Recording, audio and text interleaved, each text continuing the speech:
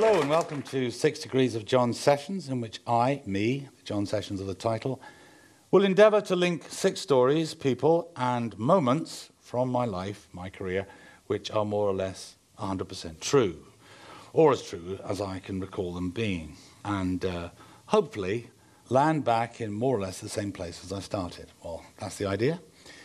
Wish me luck.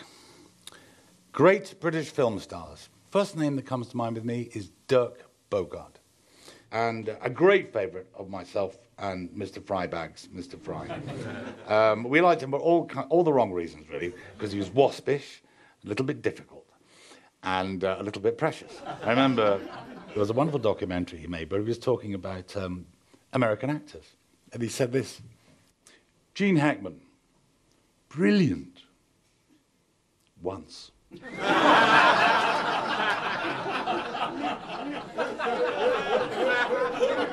Anyway, I get a call one day from Stephen, and he goes, Johnny, I've got tickets for Dirk. He's giving a lecture at the Royal Geographical Society. So we go to that, I'm in the front row. It's brilliant, absolutely brilliant. Dirk comes out, he's just the way you want Dirk to be. He was immaculate, and in this amazing sort of Prince of Wales check gardenia here, walking stick that Darth Vader would have rejected. I mean, just amazing. So afterwards, as was common, we're invited up to lunch with Dirk. There's the head of Penguin, Dirk, Stephen, myself. That's about it. Then I remember, I've just reviewed Dirk's latest novel, Period of Adjustment. I was a little bit waspish myself. I said that he had the toxic rancor of a tarantula in a spin dryer. Yeah, so we're introduced. And this is Stephen Fry. Hello, how do you do? And this is John Sessions. Oh, yes. I believe you reviewed my latest novel. I don't read reviews. I never read reviews, but my nephews tell me you're obviously in love with me.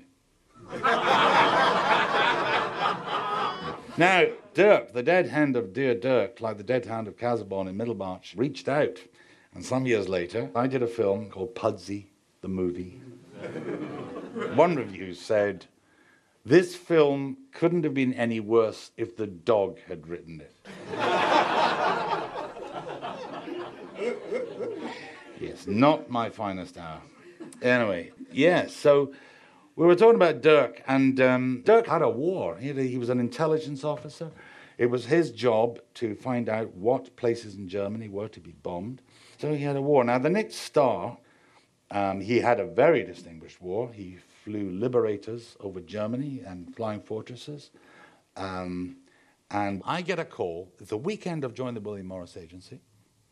And Steve Kennis, my dear agent, says, do you want to watch the Super Bowl tonight? And I said, well, I don't really know anything about American football, Steve, but that's very kind of you. And he says, well, I just thought you might like it. We're going to be watching it around at Walter Matthau's suite. Oh, the Super Bowl! Oh, yes, that sounds like a marvellous idea. The great Walter is over this side of the Atlantic. He's shooting a picture with Polanski called Pirates. So he's playing William Teach, Blackbeard. He has all the hair and everything. So I'm told to show up at Walter's Hotel, the Berkeley Hotel in Mayfair. So I go to the elevator, up I go, doors open. One of the most amazing sights I've ever seen in my life. 6'5", black curly hair, black beard. I should also say, he is dressed in the colours of his Super Bowl finals team, the San Francisco 49ers. So he's in a scarlet tracksuit, electric blue baseball hat, and feet that make Tommy Cooper look like Cyndi Lauper. Hello, John. Walter Matthau. Good to meet you. Good to meet you, Mr. Matthau. Come on in. So I go into the room, and there we are, and he gets this map out. Well, I was in Britain during the war, John. I was based at this little place, Thetford, up there in East Anglia, near where your queen lives, in Sandringham. And, the other guys arrive, and the little bellhop comes in with a wee trolley, and says, do you want anything, John? I'll have a Michelob beer, please, Mr. Matthau, and a ham sandwich. Ham sandwich for him, Michelob beer for him, nothing for me, out. And then we sit down and watch this game. Now, I didn't know what the hell's going on. They might as well have been on pogo sticks for all I know. But, I was watching Walter and listening to Walter, and you were in a Neil Simon film. What are you doing? You dropped the ball! I can't believe it. Who'd they hire this guy? Why did they hire this guy? He doesn't know what he's doing. He came from Kansas. You never hire a guy from Kansas. Fantastic. He made a picture with Glenda Jackson, of course, called House Calls. And I said, what was it like working with Glenda Jackson, Walter? He said, oh, she was a great lady, but never park your car on her foot. Now, Glenda Jackson, you know, doesn't take any prisoners. She's quite a tough lady. And, of course, yes, she went into politics, as did Clint Eastwood. Now, he was directing a film a few years ago with Kevin Costner called Perfect World. And Kevin Costner was in his trailer having hair extensions put on. Where's Costner? He's not ready yet, Clint. He's still having his hair extensions put in. I should just say at this point that Clint Eastwood, not only as a cowboy, the reputation as the fastest gun in the West, fastest director in the West. He'll only do a second take if, for example, a zebra falls out of the sky and kills one of the actors. And he doesn't say action, he says, in your own time. In your own time, rather ironic, because time was running away and Kevin Costner still hadn't come out of his trailer. So Clint goes, okay, let's shoot this scene. And he gets Kevin Costner's double. He's going to shoot him from the back. We'll dub his lines later. Nice, generous shots of Clint. Back ahead for Kevin Costner. Kevin Costner eventually arrives and goes, Clint, why are we doing scene 38? I thought we were doing scene 34 first. You want to be in this movie? Show up. Yeah? Now, it's a toss-up between John Wayne and Clint, I would say, is the greatest Western star. The greatest Western director is almost certainly John Ford. And John Ford, early 50s, I think 53 or thereabouts, made a picture called Magumbo. The stars were absolutely blue chip. They were Clark Gable, Grace Kelly, and Ava Gardner. And Donald Sinden. Donald Sinden has to play a silly-ass Brit. He's married to Grace Kelly, and then Clark Gable makes the move. And as a young man, Donald was doing rather well. He was quite a good-looking chap, and he was in lots of British films and stuff, and he got good Shakespeare credentials. Ford hated him. And one day they're doing a scene, they finish it, and Ford goes, cut. You thought that was any good, did you, Donald? I think I can do better. You think you can do better? You want to go again? Yes, I'd like to go again. Okay, Donald wants to go again. Cut. How did you think that went, Donald? I felt I was more focused, Coach. He used to call him Coach.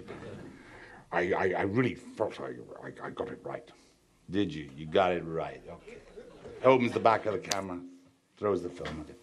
Well, why didn't you take it home, give it to your goddamn mother? Nice man. That's John Ford. And now to one of his biggest stars. I was over in Hollywood writing a script with Eric Idle. Anyway, I saw quite a lot of Emma Thompson in those days because she was then married to a very dear friend of mine. And Emma and I were going to go out for a meal, and then she rang up and she said, Johnny, I can't come out on Saturday. I'm already booked to go for dinner at Roddy McDowall's house, you know, Planet of the Apes, Lassie, all that. But I'd love you to come as my guest. So I got to Roddy's house there and went in. Hello, John, welcome to Hollywood, you know, all this. Very nice, thank you. Went in this lovely room, and there was Maureen O'Hara, who became a star in the 1930s. She played Esmeralda to Charles Laughton's Hunchback of Notre Dame. I couldn't believe it. And Roddy goes, John, I'd like you to sit with Maureen. She still looked fantastic. She was 72 and she got red hair. I mean, don't mean that Coronation Street red hair. I mean, like Rumpelstiltskin gold hair. Beautiful face, strong. She was a broad. And she goes, Tom Cruise, the big star, Tom Cruise. Where's my Evian water? Oh, I'm feeling hot today. That guy's a wuss. When we made westerns with Pappy and the Mojave and Death Valley, it was 120 in the shade. If you wanted a leak, you went behind a rock, man or woman. You wanted a dump, you went behind a rock, man or woman. You wanted water. There wasn't any Evian water. You went into a tent, and there was a bucket there with a cup and a chain, and it was the temperature of snake's blood. That was before we'd even had started. The whole night was that good. everything she said. Maureen, was John Ford really unpleasant? He was a son of a bitch. Is that what you mean? He was a bastard. I had Duke Wayne on my shoulder in tears. I had Hank Fonda on my shoulder in tears. I had Jim Stewart on my shoulder in tears. The guy was a bastard. And it went on like that for hours. It was fantastic. And to hear that voice say those names, oh my goodness. Now, I should just tell you, everything in Roddy's house had been given to him by somebody incredibly famous. So the bog rolls, Happy Christmas, Orson, you know. Really. The wee rug, Have a Lovely Christmas, Olivia de Havilland. Every name you can think of. They all knew Roddy. Roddy's like a social linchpin. Everybody loved Roddy. Roddy's parties were famous. And in the hall, his pride and joy was this beautiful German distressed grandfather clock that had been given to him by the giant of German expressionist filmmaking, Fritz Lang, who made Metropolis. There it was, in the hall. So we're all getting our coats, about to leave. And all night, in my head, there was a little safe. And inside that safe was one name, Maureen O'Sullivan. Maureen O'Sullivan, for those of you who don't know, used to play Jane in the Tarzan movies. We keep that safe locked because I'm with Maureen O'Hara. And I've had a few drinks, and I said, Maureen, it's been absolutely wonderful having dinner with you tonight. And I can't wait to tell my dad, who loves you so much, that I've just had dinner with Maureen O'Sullivan.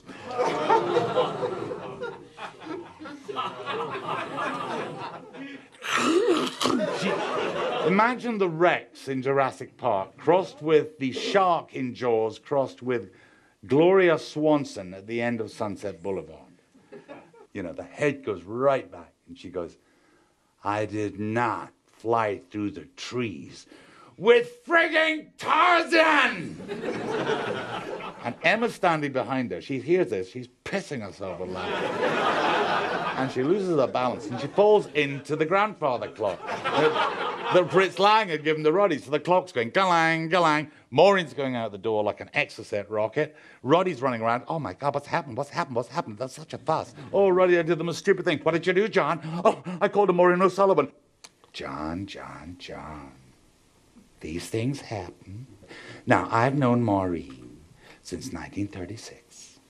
And we were little children's stars together. And we're like brother and sister. And in 5 minutes, she will be home, and we will ring her, and it'll all be fine. Time passes, rings her up. Hi, Maureen, it's Roddy here. Yeah. You got home okay? That's good. And John's still here. Yeah, that John. She wants to talk to you. Maureen, I'm so sorry. I'm so sorry, the stupid mouth of mine. I'm back in the treehouse eating nuts with Tarzan. Thank you very much. Goodbye.